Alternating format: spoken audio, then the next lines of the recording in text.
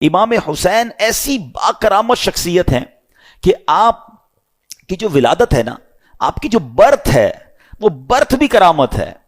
آپ 6 مہینے میں آپ کا جو حمل تھا، ماں کے پیٹ میں آپ رہے، وہ 6 مہینے رہے.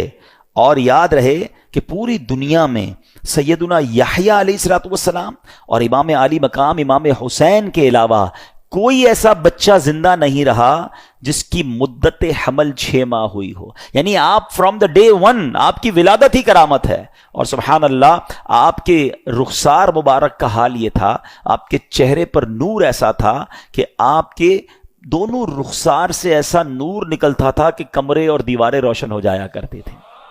اور کیوں نہ ہو، کس کے نواسے ہیں، کن کے پھول ہیں، آقا کی نگاہوں کے تارے ہیں. اب یہ جو امام حسین رضی اللہ تعالیٰ عنہ جب کربلا کے لیے روانہ ہوئے نا، تو آپ سے مزید کرامتوں کا ظہور ہوا.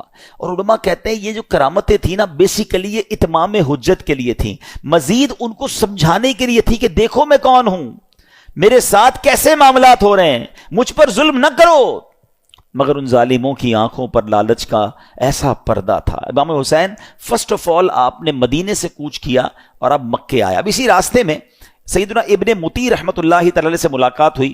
انہوں نے عرض کی کہ حضور میرے کنویں کا پانی بہت کم ہے، برائے کرم آپ دعائے برکت سے نواز دیجئے. آپ رضی اللہ تعالیٰ عنہ نے اس کنویں کا پانی طلب کیا، اور جب پانی کا ڈول حاضر کیا گیا تو آپ نے اس میں سے پانی کچھ پیا بھی، نوش بھی فرمایا اور کلی بھی کر دی.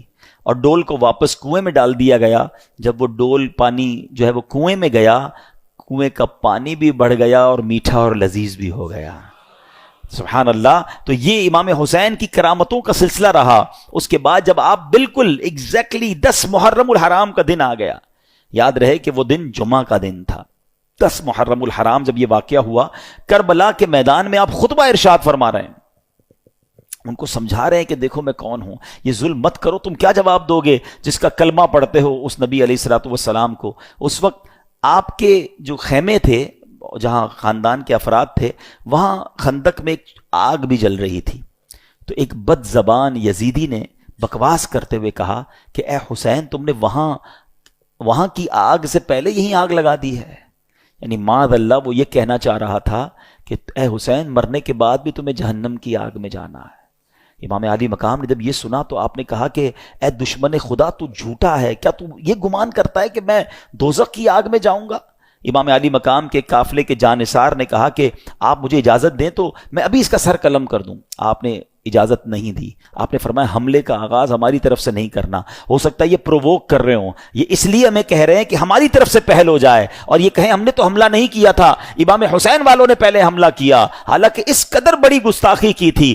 آپ نے اپنے ساتھی کو روک دیا، مگر آپ نے اللہ کی بارگاہ میں دعا کی. دل بڑا دکھا ہوا تھا کہ ایسی بات اس نے کر دی. آپ نے کہا اے رب قہار، اس کو عذاب نار سے قبل بھی اس دنیا میں بھی آگ کا عذاب عطا فرما. آپ کی دعا قبول ہوئی. وہ بندہ جو گھوڑے پہ بیٹھا تھا، اس کی گھوڑے کو جھٹکا لگا، گھوڑا خود ہی دوڑتا ہوا گیا اور وہ گھوڑے سے جب جہاں گرا تو وہاں آگ لگی ہوئی تھی. اسی خندق میں یہ بندہ جا کر گرا اور وہ بد نصیب آگ میں جل کر بھسم ہو گیا. امام علی مقام نے سجدہ شکر ادا کیا اور اللہ تعالیٰ کی بارگاہ میں عرض کی کہ یا اللہ، تیرا شکر ہے کہ تو نے آل رسول کے گستاخ کو سزا دی.